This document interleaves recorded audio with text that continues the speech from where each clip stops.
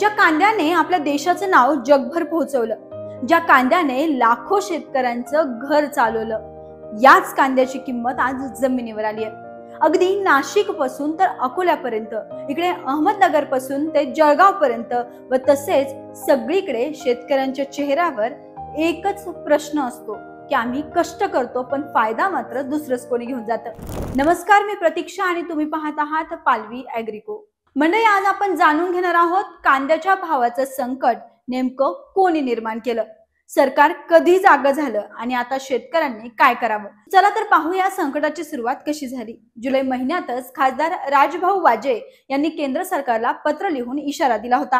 कांद्याचं उत्पादन यंदा मोठ्या प्रमाणात झालंय आणि भाव घसरण्याची शक्यता आहे, यावर तातडीने उपाय करा। पण सरकारने तो इशारा दुर्लक्षित केला। मग या सगळ्यावर परिणाम काय झाला तर आज कांद्याचे भाव मोठ्या प्रमाणात कोसळलेत।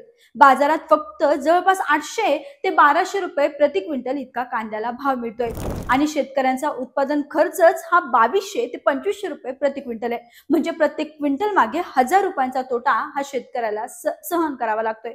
आता सरकार म्हणतंय आम्ही नाफेड आणि सोबतच NCCF मार्फत कांद्याची खरेदी सुरू केली आहे आणि कांद्याची खरेदी देखील मोठ्या प्रमाणात झाली आहे। पण खरी वस्तुस्थिती काय आहे तर ही खरेदी केवळ उत्पादनाच्या 5 ते 60% झाली आहे। उरलेले 90% शेतकरी बाजारात अर्ध्या भावात कांदा विकायला मजबूर झालेत। सरकार जागा देखील झालं पण उशिरा, असं देखील शेतकरी म्हणताय आणि या उशिरामुळे शेतकऱ्यांच्या खिशात फक्त धूळ पडली आहे। या संकटामागचं खरं कारण काय आहे, कांद्याच्या दरातील घसरणीचं मूळ कारण म्हणजे काय तर तेही सांगते। निर्यात बंदी। सरकारने मार्च मध्ये निर्यात रोखली आणि मोठं उत्पादन देशातच अडकलं आणि यातच भर म्हणजे काय झालं तर साठवणुकीची अपुरी सुविधा, त्यासोबतच खरेदी केंद्राची मर्यादित संख्या आणि राजकीय निर्णयातील विलंब आहे।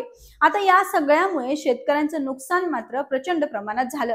यावर उपाय काय असू शकतात ते देखील सविस्तर आजच्या या व्हिडिओच्या माध्यमातून आपण पाहूया। या संकटावर उपाय एकच नाही, तो संपूर्ण धोरणात्मक बदल आहे। नंबर 1, कांद्याला किमान आधारभूत किंमत अर्थात MSP देणे आवश्यक आहे। नंबर 2, निर्यात बंदी वेळेवर उठवली म्हणजे बाजार संतुलित राहील। नंबर 3, कोल्ड स्टोरेज आणि ड्राईंग शेड सुविधा शेतकऱ्यांपर्यंत पोहोचायला हव्यात। नंबर 4, सरकारनं वेळेवर निर्णय या तत्वावर काम करायला हवीत। सरकारनं वेळेवर उपाययोजना केली असती तर शेतकऱ्यांच्या कांद्याला आज तोटा मिळाला नसता, अर्थात शेतकऱ्यांच्या कांद्याला आज चांगला भाव मिळाला असता आणि त्यासोबतच शेतकऱ्यांना आज तोट्याचा कांदा विकावा लागला नसता। पालवी ॲग्रिको कायम शेतकऱ्यांच्या बाजूने उभे आहे। पुन्हा भेटूया नवीन व्हिडिओसह। चॅनल सबस्क्राईब करायला विसरू नका। या व्हिडिओला लाईक करा, कमेंट करा आणि जास्तीत जास्त शेअर करा। धन्यवाद।